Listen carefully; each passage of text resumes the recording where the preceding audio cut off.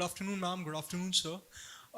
Ma'am, from a corporate standpoint, I had a question. A lot of people face burnout issues that they work for long hours, even at nights, and at one point they just crash and they burn out. So, is this a personal problem with an individual, or is this a flaw in our schools, colleges, institutions, and companies and how they function in general? I would like to Dr. Chawda also to say something on this. I'm sure he has an inputs, but from my experience, since I work with children, I work with corporates both extensively.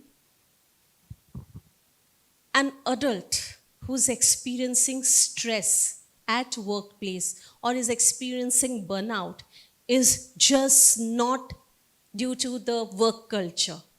Okay, it is also in regard to the personal life, it's also in regard to self, and it's also in regard to how the how way he as a child was brought up. Okay, what space he got where it was absolutely non-judgmental for him to even voice out. Now if he has never had that space where he could speak and talk about his emotions, or he could freely talk about his mistakes, obviously that's going to bottle up. And then we say all of a sudden that he is in a corporate and he's feeling burnt out. It is not achanak se kuch hota hai. Okay, an employee working for 4 months in a corporate and saying that jo bhi ho raha is because of the work culture, sorry. There are a lot of things that attributes to that burnout. Corporate culture is just one attribute. It has a lot to do with the childhood. It has a lot to do with the growing up years. It has a lot to do with the relationship he or she is in. It has a lot to do with personal life, understanding, emotions, lot of things.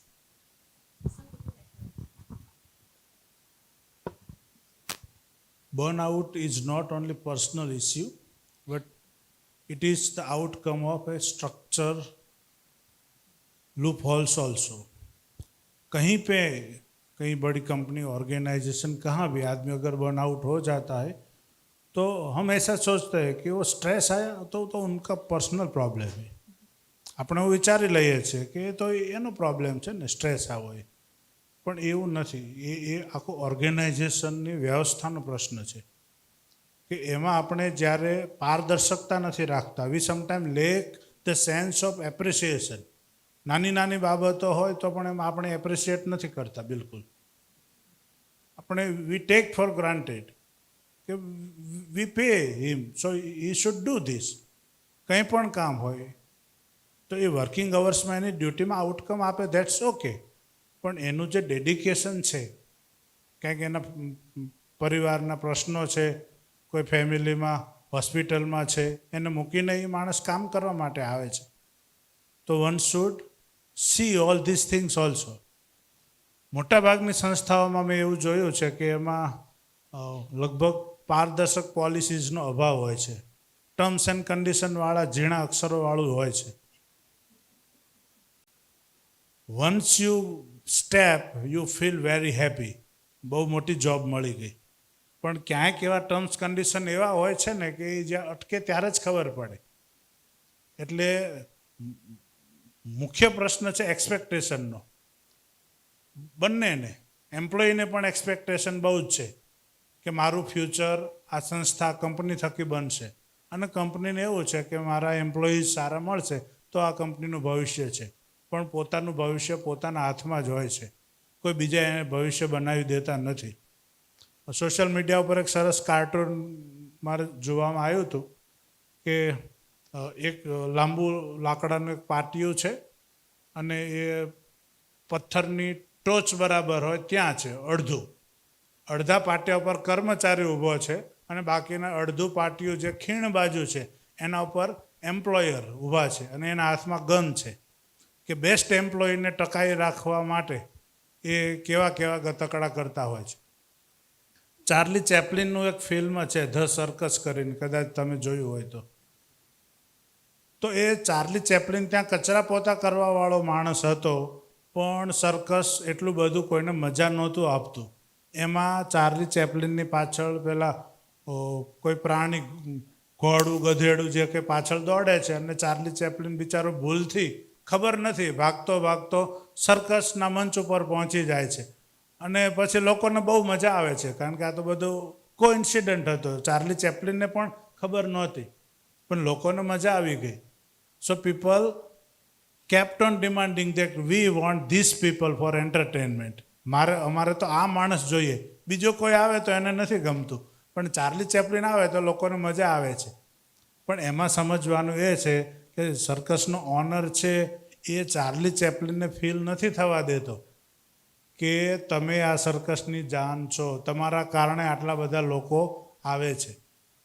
કારણ કે ઘણીવાર employee સારો હોય પણ employer એને ક્યારેય એવું feel નથી થવા દેતો કે તમે બહુ સારા એસેટ છો સંસ્થાની.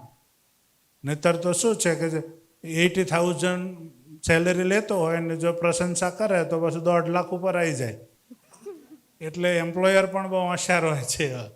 એટલે બર્ન આઉટ છે એ માત્ર પર્સનલ વસ્તુ નથી, પણ એ આખી ઓર્ગેનાઇઝેશનનું સ્ટ્રક્ચરનું છે. પણ આપણે એક એમ્પ્લોયર હોય કે એમ્પ્લોયી હોય, મૂળ હેતુ છે લોકોને આપવા માટેનો. What you get is not important, what you contribute that is more important. કોઈ પણ કરિયર હોય, આ સમાજને દરેક પ્રકારના વ્યવસાયની જરૂર છે. સારા ડૉક્ટર, સારા વકીલ, સારા સાયકોલોજીસ્ટ, એનાથી સૌથી વધારે જરૂરિયાત હોય તો ગુડ હ્યુમન બિઈંગની જરૂર છે સમાજને. Being spiritual means being good human being. આપણે કોઈ પણ ધર્મના, જ્ઞાતિના, જાતિના હોઈએ, પણ સાચો ધર્મ છે એ માણસાઈનો ધર્મ છે. આપણે મંદિરે જતા હોય, મસ્જિદ જતા હોય, ચર્ચમાં જતા હોય, આ ખાવું આ ન ખાવું, મોટાભાગના લોકોનો આ જ ધર્મ છે. આ શ્રાવણ મહિનો શરૂ થયો ને એટલે લોકોનો આ ધર્મ છે કે ના અમે તો આવું નથી ખાતા, અમે આવું જ ખાઈએ છીએ. અમારા એક દૂરના રિલેટિવ હતા તો ડેથના પ્રસંગે અમારા ઘરે આવે ને તો એ લોકોમાં એવું હોય છે કે એક સંસ્થામાં જોડાયેલા છે, તો એમ કે અમે તમારા હાથનું જમીએ નહીં. એટલે કાં તો એનું સેન્ટર હોય સંસ્થાનું, ધર્મ સંસ્થાનું, ત્યાં જ જઈને જમે, અથવા એમના વાઈફ કશુંક બનાવે તો જ જમે. એ બહુ નજીકના રિલેટિવ હોવા છતાં એ અમારા ઘરે જમતા નહોતા. બીડી પીવામાં એમને વાંધો નથી, ભ્રષ્ટાચારનો પૈસો ખાવામાં એને વાંધો નથી. પણ એટલે માણસ આવી રિજિડિટીમાં ફસાઈ જાય છે, ક્રિયાકાંડમાં. એટલે સ્પિરિચ્યુઆલિટી છે એ માત્ર કોઈ બાહ્ય દેખાવની વસ્તુ નથી. બર્ન આઉટને દૂર કરવા માટે પણ આ બધું બહુ કામ કરે છે. જતું કરવું, હશે, ચાલશે, થવા દો, જવા દો, માફ કરો, ભૂલી જાઓ. When there is a misunderstanding in the family, we sit together and we show the spirit of forget and forgive. Only that can help us to remove the burnout. પેલું મનોરુદાસની ગઝલ છે ને, થાય સરખામણી તો ઉતરતા છીએ, તે છતાં આપને આબરૂ દીપાવી દીધી, આપના વેણને રોશની આપવા ઝૂંપડી પણ અમારી જલાવી દીધી. ઘોર અંધાર છે આખી અવની ઉપર, તો જરા દોષ એમાં અમારોય છે. એક તો સિતારા નહોતા ઉગ્યા અને અમે પણ સમાવો બુઝાવી દીધી. એક તો આ સમાજમાં આટલી અવ્યવસ્થાઓ છે જ, અને પાછા આપણે એમાં એડ કરીએ છીએ. હમણાં આ ચોમાસાના રસ્તા ઉપર બહુ ખાડા પડી ગયા. એમાં પરમ દિવસ એક ન્યૂઝ નાનકડી એવી નોટ હતી, એ બહુ વાયરલ થઈ કે એક પેશન્ટ ડેડ થઈ ગયું હતું, મરી ગયું હતું, અને એને એમ્બ્યુલન્સમાં લઈ જતા હતા. એમાં એવો મોટો ખાડો આવ્યો એમ્બ્યુલન્સમાં કે મરેલો માણસ જીવતો થઈ ગયો. એટલે એવું આવ્યો મેસેજ કે હવે કોઈ ખાડાનો વિરોધ નહીં કરવાનો. એટલે પોઝિટિવ રહેવું એ બર્ન આઉટમાંથી બહાર નીકળવાની નિશાની છે. Thank you. Okay.